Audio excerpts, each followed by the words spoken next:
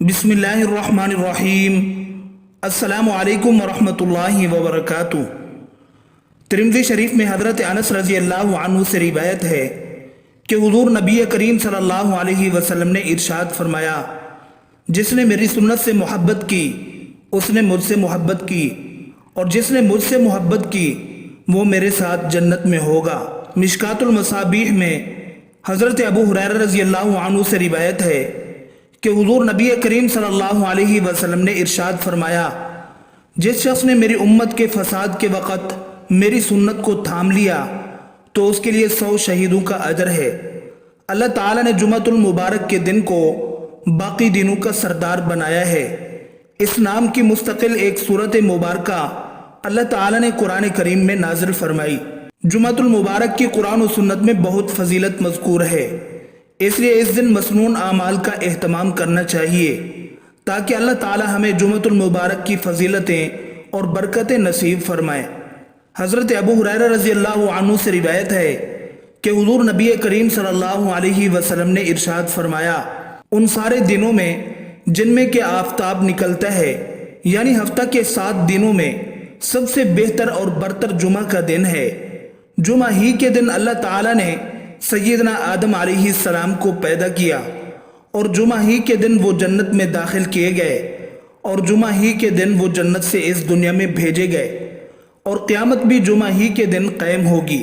حضرت طارق بن شہاب رضی اللہ عنہ سے روایت ہے کہ حضور نبی کریم صلی اللہ علیہ وسلم نے ارشاد فرمایا، جمعہ کی نماز جماعت کے ساتھ ادا کرنا ہر مسلمان پر لازم اور واجب ہے۔ اس وجوب سے 5 قسم کے آدمی مستثنی ہیں۔ نمبر 1 غلام، نمبر 2 عورت، نمبر 3 نابالغ لڑکا، نمبر 4 بیمار، نمبر 5 مسافر۔ اسی طرح حضرت ابو الجعد زمری رضی اللہ عنہ سے روایت ہے کہ حضور نبی کریم صلی اللہ علیہ وسلم نے ارشاد فرمایا، جو آدمی بلا عذر 3 جمعہ تساہل یعنی سستی اور سہل انگاری کی وجہ سے چھوڑ دے گا، اللہ تعالیٰ اس کے دل پر مہر لگا دے گا، یعنی پھر وہ شخص نیک عمل کی توفیق سے محروم ہی رہے گا۔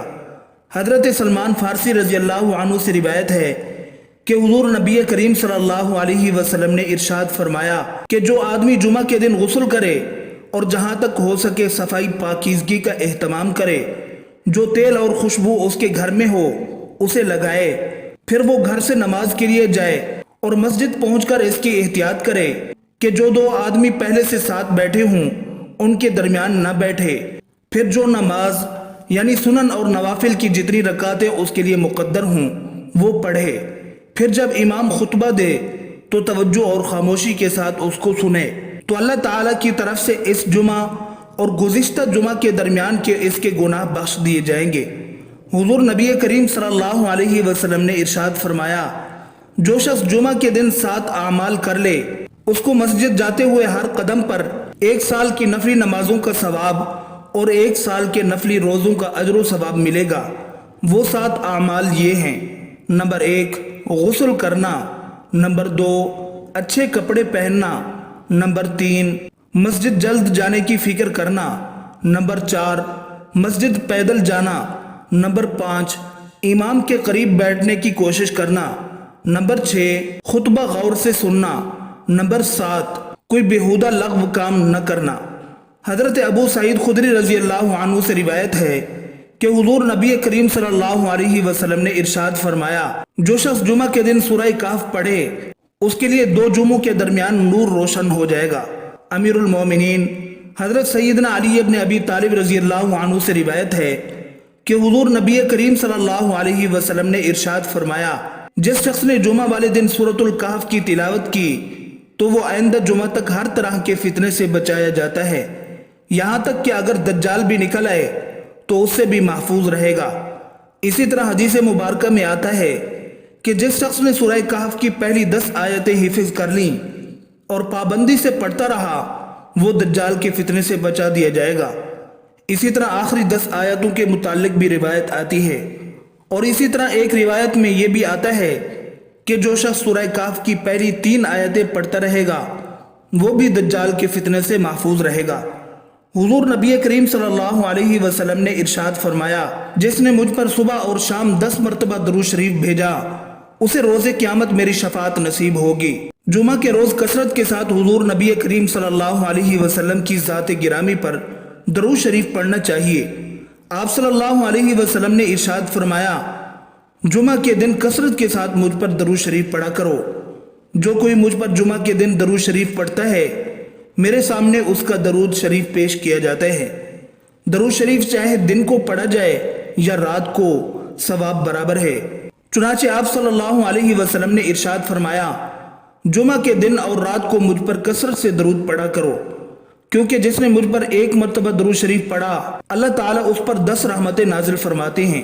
हजरत सईदना उबई बिन काब रजी अल्लाह अन्हु से रिवायत है कि मैंने हुजूर नबी करीम सल्लल्लाहु अलैहि वसल्लम की खिदमत में अर्ज किया, मैं चाहता हूँ आप सल्लल्लाहु अलैहि वसल्लम को दरूद शरीफ ज़्यादा भेजा करूँ। आप मुझे बता दीजिए कि मैं अपनी दुआ में से कितना हिस्सा आप पर दरूद शरीफ के लिए मखसूस कर दूँ। आप सल्लल्लाहु अलैहि वसल्लम ने इरशाद फरमाया, जितना चाहो। मैंने अर्ज किया, इस वक़्त का चौथाई हिस्सा। आप सल्लल्लाहु अलैहि वसल्लम ने इरशाद फरमाया, जितना तुम चाहो, और अगर और ज़्यादा कर दोगे तो तुम्हारे लिए बेहतर ही होगा। मैंने अर्ज किया, क्या निस्फ हिस्सा?